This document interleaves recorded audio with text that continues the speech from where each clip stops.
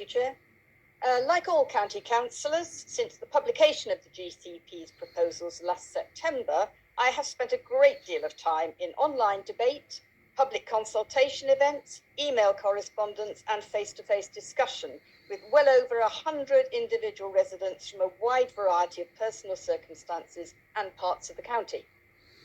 Starting back in September last year, I sought out and listened carefully to their responses to the Making Connections consultation, but was frustrated and increasingly angered by the need to spend more time explaining what the proposals actually were than informed discussion of how we could improve on them. As time went on, there was less and less reasonable public debate and a great deal of electioneering by those who saw a cheap and easy way of gaining electoral support at the expense of those disadvantaged members of the public who it is our duty to look after. I have tried on several occasions to have a conversation with individual members of the opposition, asking them how they think we can pay for the improvements in bus services we so desperately need. I was shocked by the essentially lazy response that we are against the congestion charge. Some even admitted they'd not read the Making Connections brochure.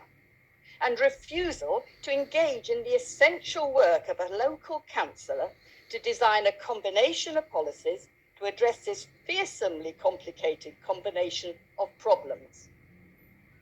At the beginning of a full council meeting recently, you will remember we had a desperate question from the mother of teenage sons who are unable to get to college safely because there are no bus services. Later in the meeting, bizarrely, we had complaints from opposition councillors about the declining bus services in their areas, as if they were completely unaware of the Making Connections proposals. We all know of the ways in which educational choices, employment options, access to healthcare, the very social fabric of our communities are threatened by transport poverty, without access to private cars. In many areas, our residents cannot use the services which we provide and they pay for.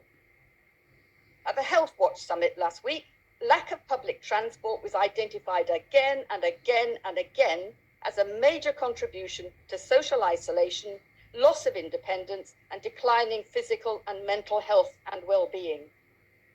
Unusually, among developed countries, our government has set its face